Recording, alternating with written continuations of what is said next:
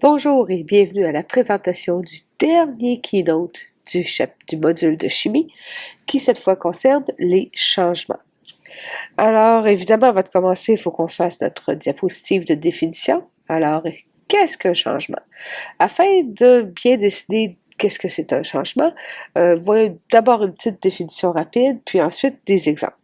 Alors, petite définition rapide, le mot changement le dit bien, il faut qu'il y ait quelque chose qui change, il faut qu'il y ait quelque chose qui est modifié. Donc, il faut qu'il y ait une modification de la substance, il faut qu'il y ait une modification de l'objet. Des exemples de ça, ben, ce que j'aimerais que tu fasses, c'est que tu pèses sur pause et que en dessous de cette phrase-là, sur ton keynote, il y a 4 petits points blancs. Alors, j'aimerais ça que tu écrives 4 exemples. Ça pourrait être aussi simple que du papier déchiré, que croquer de pommes, que n'importe quoi. Je veux que tu écrives 4 exemples de changements. Donc, pèse sur pause et écris ça. Donc, j'espère que tu n'as pas juste écrit papier déchiré et pommes croquées. Tu aurais pu écrire quand tu te fais des toasts le matin, le pain devient grillé, ou quand on fait cuire de la viande, quand on peut allumer la lumière, quand que le lait devient plus bon dans le frigidaire ou que le pain devient vert dans le frigidaire, quand les vêtements sortent de la laveuse puis qu'on les laisse sécher. Donc, les vêtements qui sèchent, c'est un changement. Quand on mange, la digestion, qu'est-ce qui rentre n'est pas pareil à qu'est-ce qui sort de notre corps, donc c'est un changement. Quand on réchauffe notre café dans le micro-ondes, c'est un changement. Quand on a un accident puis que l'auto devient bossé, c'est un changement. Quand on fait brûler du papier, quand on fait brûler du bois, ça aussi c'est un changement. Quand on va l'été dehors et que notre peau devient bronzée, c'est un changement. Quand on fait congeler du jus pour en faire des popsicles, c'est un changement. Toi qui grandis, tu étais bébé au début, maintenant que tu es rendu un adolescent, tu vas continuer, tu vas grandir, c'est un changement.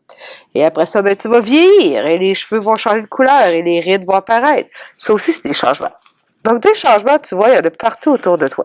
Et on va essayer de les catégoriser en 2 grandes familles, les changements physiques et les changements chimiques. Pour être capable de faire ça, on va évidemment expliquer c'est quoi les changements physiques, les exemples, puis les changements chimiques. Donc, les changements physiques d'abord, c'est un petit peu comme ce petit serpent de pâte à modeler que tu vois là. Quand on a acheté la pâte à modeler, elle n'est pas arrivée sous forme de serpent. Il a fallu qu'on la change, qu'on change sa forme, pour que la pâte à modeler prenne une forme de serpent comme ça. Par contre, la pâte à modeler, après, je vais la remettre dans le petit pot, puis ça va être encore de la pâte à modeler. Elle n'aura pas changé de nature. Les molécules ne seront pas modifiées. Ce que je vais avoir comme matière à la fin du changement, ça va être identique à ce que j'avais comme matière au début du changement.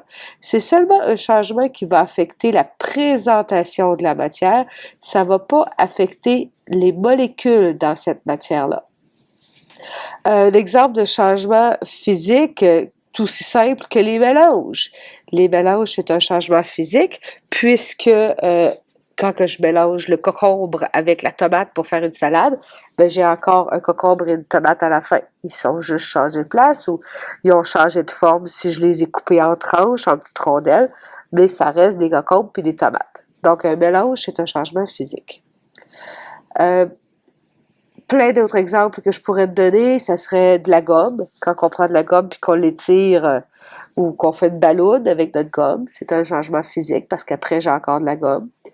Des bas en coton qui seraient troués, ils ne seront pas des bas de laine subitement, ça va être encore des bas en coton. Donc, le trou va changer la forme du bas, ça va être inconfortable, mais ça va être encore la même molécule qui va être dans le bas.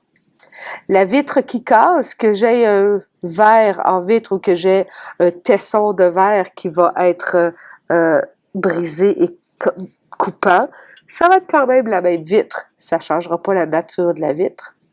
Le bois, quand je prends une grosse bûche et que je la coupe en petites bûches, ça reste quand même du bois. Et tout ça, ce que j'ai changé dans ces 4 exemples-là, c'est seulement la forme. Donc, c'est facile de voir que c'est seulement un changement physique parce que c'est un changement de forme. Par contre, de l'eau qui gèle ou bien du métal qui fond, c'est moins évident que c'est un changement physique seulement. Parce que quand je regarde de l'eau gelée, elle n'a plus la même apparence que l'eau liquide. Ou quand je regarde le métal fondu, il n'a plus la même apparence que le métal solide. Pourtant, c'est quand même un changement physique seulement. Parce que quand l'eau gèle, les molécules d'eau restent des molécules d'eau. Elles ne vont pas changer de nature, elles ne vont pas aller s'attacher avec d'autres sortes d'atomes. Donc, l'eau qui gèle et le métal qui fond, c'est des exemples de changement d'état, des exemples de changement de phase. Et ça, c'est un changement physique parce que les molécules ne sont pas changées. Donc, les changements d'état, les changements de phase, je veux que tu fasses une petite révision. Donc, tu as cette diapositive dans tes notes de cours où je te demande les 3 phases et je te demande les 6 changements de phase. Alors, attends-toi pas à avoir les réponses parce que va falloir que tu les trouves par toi-même. Je ne te donnerai pas, c'est seulement de la révision. Par contre, ce que je vais faire avec toi, c'est voir c'est quoi le lien entre ces changements de phase-là ou les changements de forme et la théorie cinétique moléculaire. Donc, la théorie cinétique moléculaire, on en a déjà parlé au début de l'année, quand on avait fait les propriétés caractéristiques. On avait dit que les molécules sont toujours en mouvement et que ce mouvement-là dépend de leur température et qu'on peut les changer de place. Donc, quand on va les réarranger, quand on va les changer de place, quand on va déchirer le papier, quand on va croquer la pomme, quand on va faire une boulette de papier, quand on va casser un verre, tout ce qu'on fait, c'est qu'on déplace les molécules. Quand on va étirer la gomme, quand on va... Donc, tout ça, c'est des exemples où la molécule ne se modifie pas, elle fait juste changer de place. Ben, la théorie cinétique moléculaire est capable d'expliquer aussi les changements d'état, parce que les changements d'état, ça se produit quand la distance entre les molécules change. Donc, quand on va chauffer ou quand on va refroidir, c'est ça qui va causer le changement d'état. Chauffer les molécules, ça va augmenter la distance entre les molécules. Donc, on va passer de solide à liquide à gazeux. Alors que refroidir, ça va faire rapprocher les molécules. Et là, c'est le contraire. On va passer de gazeux à liquide à solide. Donc, c'est comme ça que la théorie cinétique moléculaire arrive à expliquer les changements de physique, autant les changements de forme que les changements d'état. Maintenant, pour les changements chimiques. D'abord, la photo que tu vois là, c'est un exemple de changement chimique. Qu'est-ce que tu vois? C'est des feux d'artifice. Pourquoi c'est si beau, les feux d'artifice? C'est pas parce que ça fait du bruit, c'est parce que ça fait de la lumière. Un changement chimique comme ça qui produit de la lumière, c'est un changement qui va modifier la substance. Donc, le métal qu'on avait mis dans le feu d'artifice, tout d'un coup brûle et il n'existe plus après. Il a été modifié et il va avoir été, par exemple, transformé en oxyde. Ce changement-là modifie la substance, c'est-à-dire qu'il modifie les molécules. Les molécules à la fin vont être différentes des molécules qu'on avait au début. Il n'y a pas juste les beaux feux d'artifice qui sont des exemples chimiques, évidemment, il y en a plusieurs autres. Entre autres, la dissolution. Quand on va dissoudre du sel dans de l'eau, on vient de faire un changement chimique. Pourtant, il n'y a pas de lumière qui est apparue comme des feux d'artifice, il n'y a même pas de chaleur qui est apparue comme un feu. Mais la dissolution, c'est quand même un changement chimique parce que les molécules ont été changées. Par exemple, dans le cas du sel, c'est du NaCl. Ben, au lieu d'avoir du NaCl avec du H2O, de l'eau, je vais maintenant avoir des ions Na+, et des ions Cl- qui vont se promener dans l'eau. Parce que la molécule a été cassée, le NaCl, le lien a été brisé, et j'ai du Na et j'ai du Cl, ben c'est un changement chimique. Et les propriétés caractéristiques ont changé aussi. Le NaCl tout seul, il ne peut pas conduire l'électricité, alors que les ions Na+, et Cl-, lorsqu'ils sont dans l'eau, peuvent conduire l'électricité. Donc, la dissolution, c'est un des exemples de changements chimiques, mais on va en avoir d'autres.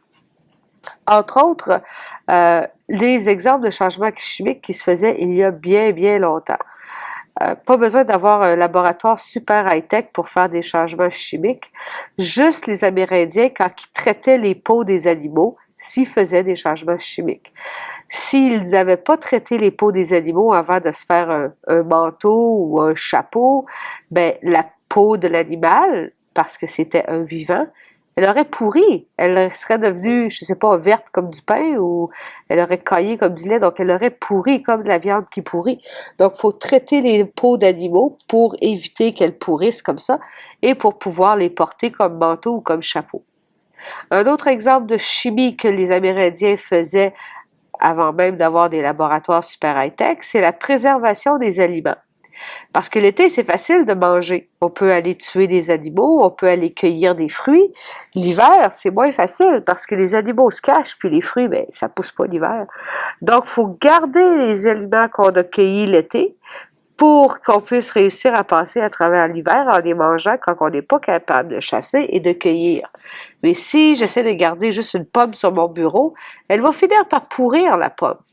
Donc, il faut préserver les aliments et la façon qu'ils faisaient, c'est qu'ils pouvaient, par exemple, fumer le poisson ou ils pouvaient faire confire les fruits ou ils pouvaient saler la viande. Donc, il y avait différentes façons de faire des changements chimiques pour garder les aliments plus longtemps. Sur la photo, ce qu'on voit, c'est la coloration des vêtements. Donc, ils utilisaient certaines plantes pour être capables de créer des colorants. Et ces colorants-là pouvaient servir après à colorer les vêtements.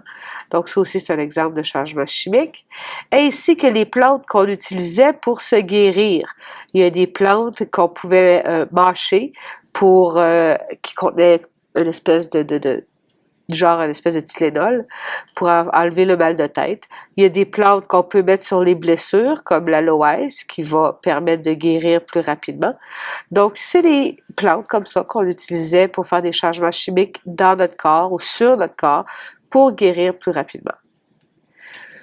Comment est-ce qu'on sait que le changement qu'on est en train d'observer est effectivement un changement chimique? Bien, il faut regarder des indices. Il faut regarder qu'est-ce qui se passe. Il faut faire des observations. Si ce qu'on observe, c'est un changement de couleur, et là, c'est vraiment un changement de couleur drastique. C'est pas ça a passé de bleu pâle à bleu foncé. Ça, c'est pas un changement de couleur drastique. Ou c'est passé de rose foncé à rouge. Ça, c'est pas assez. Mais si ça passe de bleu à jaune, ou si ça passe de transparent à blanc, opaque, ça, c'est un changement de couleur drastique. Et ça, c'est un indice qu'il y a quelque chose de chimique qui s'est passé. Un autre indice, c'est le dégagement d'énergie. Si j'ai de la chaleur, si j'ai du son, si j'ai de la lumière qui sort de mon changement, c'est parce que j'ai un changement chimique. La dissolution même le fait. Dépendamment de c'est quoi j'essaie de dissoudre, le changement d'énergie sera pas évident, mais dans d'autres cas, mon bécher va rapidement devenir très très chaud ou même très très froid lorsque je vais faire la dissolution. Donc, dans certains cas, on a un dégagement d'énergie plus évident. Un autre indice qu'on a dans le changement chimique, c'est le dégagement d'un gaz. Et là, on ne parle pas du dégagement d'un gaz parce qu'on a chauffé. C'est pas une ébullition là, dont je parle. C'est comme sur la photo, la petite pastille de Alka-Seltzer, on la prend, c'est un solide, on la met dans de l'eau, qui est un liquide, et tout d'un coup, il y a des bulles de gaz qui apparaissent. Ce gaz-là, il n'était pas présent au début de la réaction. Je ne l'ai pas rajouté, moi, dans mon verre. Ce que j'ai rajouté dans mon verre, c'est un liquide et un solide. Et pourtant, sans chauffer, il y a des bulles qui sont apparues. Ça s'appelle de l'effervescence. Attention de ne pas le confondre avec l'ébullition. La différence, c'est au niveau de l'énergie. J'ai pas chauffé le verre d'eau pour obtenir les bulles. J'ai seulement mis la petite pastille de solide dedans et les bulles sont apparues. Donc ça, c'est de l'effervescence. Pour le précipité, c'est semblable, mais au lieu d'obtenir un gaz, c'est on obtient un solide. Donc je prends deux liquides et je les mélange ensemble. Puis tout d'un coup, pouf, il y a un solide qui apparaît. Pas parce que j'ai refroidi, par exemple. Le solide est apparu simplement à cause que j'ai mélangé deux liquides ensemble. J'ai gardé ça à la température de la pièce. C'est la réaction chimique qui a fait apparaître le solide. Ça, vous allez le faire au laboratoire. Vous allez en faire 2 réactions de précipité. Donc, vous allez voir de quoi ça a l'air. Comment est-ce que la théorie cinétique moléculaire arrive à expliquer les changements chimiques? Bien là, il faut aller voir à l'intérieur de la molécule. C'est pas l'espace entre les molécules ou c'est pas la position des molécules. C'est vraiment à l'intérieur de la molécule. Qu'est-ce qui se passe? C'est les liens. Si je réussis à briser des liens dans la molécule, bien, je réussis à faire un changement chimique. Par exemple, quand on fait brûler du papier, on brise les liens à l'intérieur du papier. Ce qu'on obtient, c'est du gaz carbonique et de la vapeur d'eau. Puis, il va rester des cendres aussi. Et le lien à l'intérieur du papier a été brisé. Ça a aussi dégagé de l'énergie en même temps. Ça, c'est mon indice. Comme j'ai dit tantôt, dissoudre du NaCl, ça crée des ions de sodium et des ions de chlore. Donc ça, c'est un exemple de changement chimique parce que le lien qui a été brisé, c'est le lien ionique entre Na et Cl. Ça peut être le contraire aussi. Le lien chimique, il peut être créé entre les atomes pour former des nouvelles molécules. Comme les voitures à hydrogène, ce qu'elles font, c'est qu'elles utilisent l'hydrogène et l'oxygène de l'air pour créer la molécule H2O.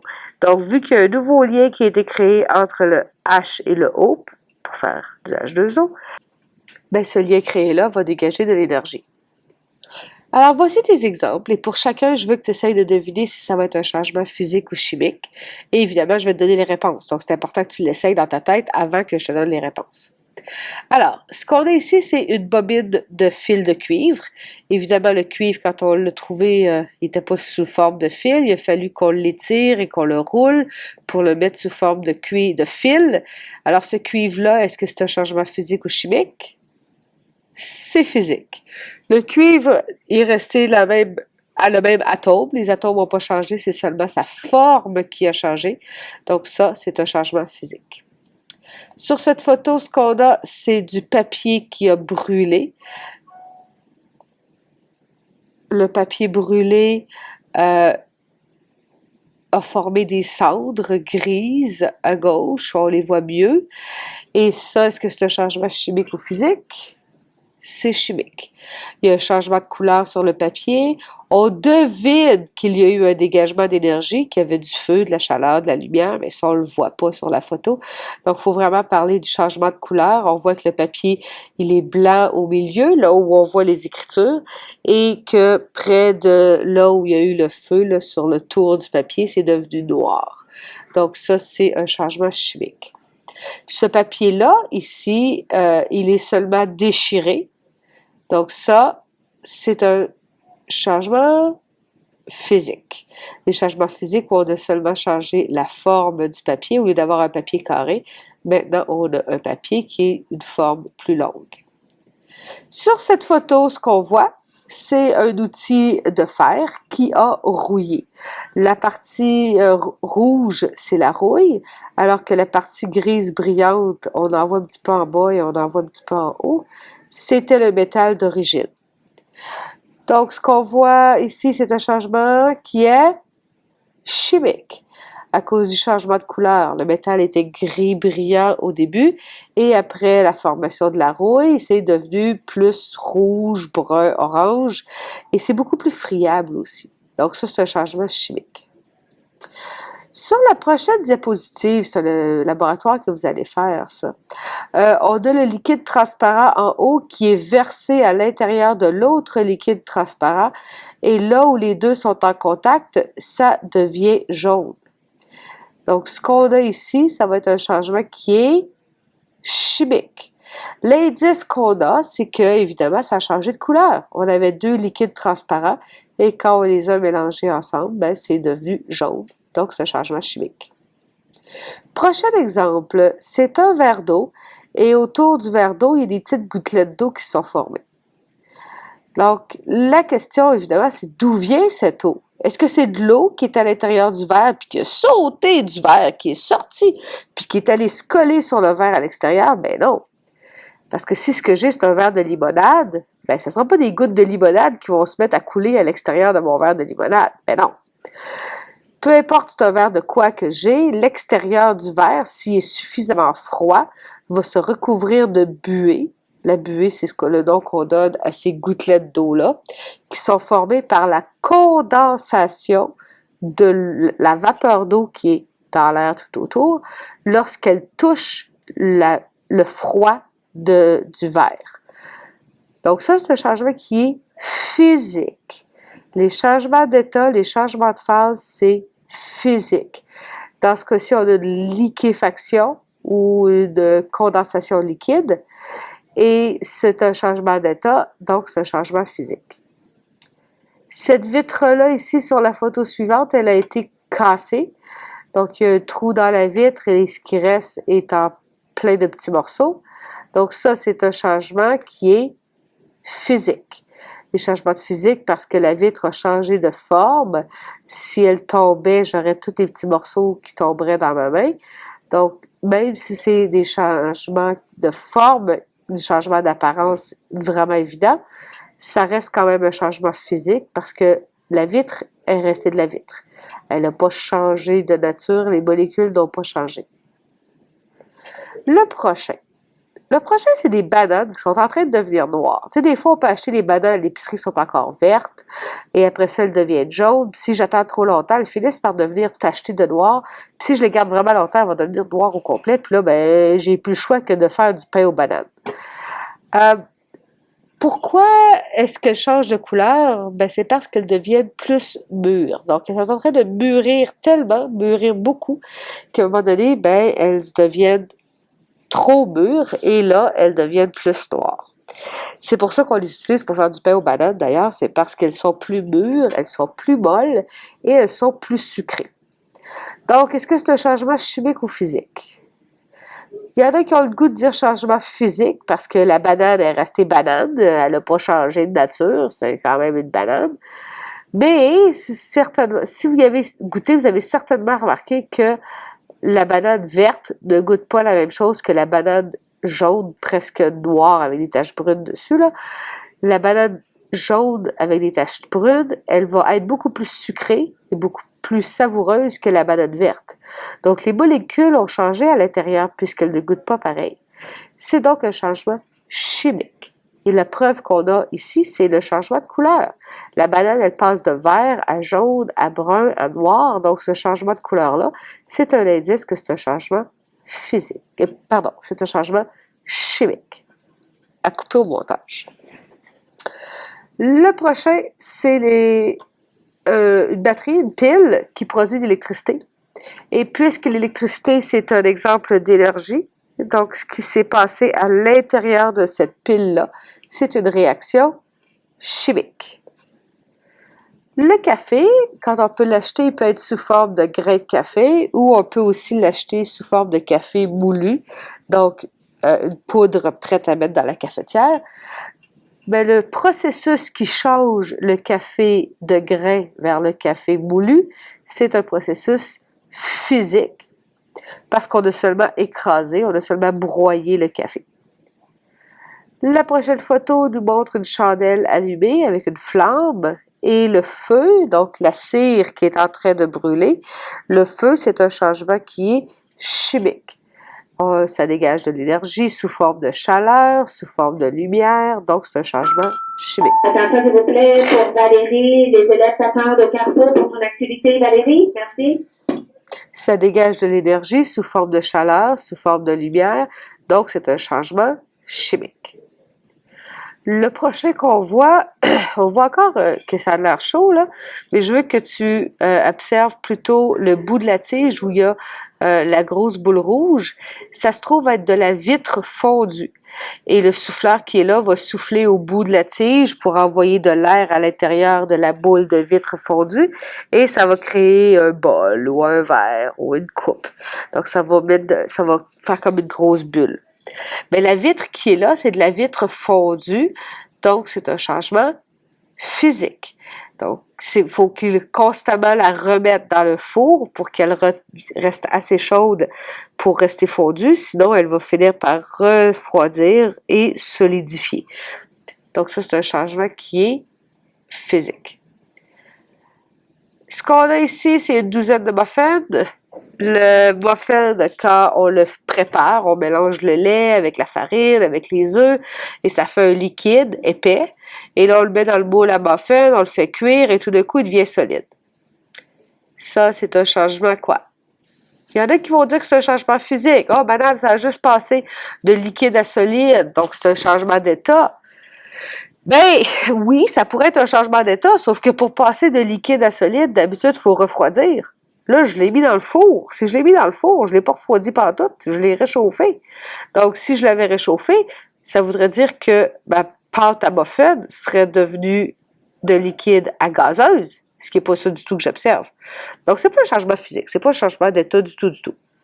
C'est un changement chimique. Les molécules ont changé. D'ailleurs, la couleur change. Le liquide de muffin était souvent dans les tons de beige, brun pâle. Et après, quand il est cuit, il va être brun, doré, brun foncé. Puis si je l'oublie trop longtemps, il va finir par devenir tout noir. Donc ça, c'est un changement qui est chimique. Sur la prochaine photo, il y a deux réponses.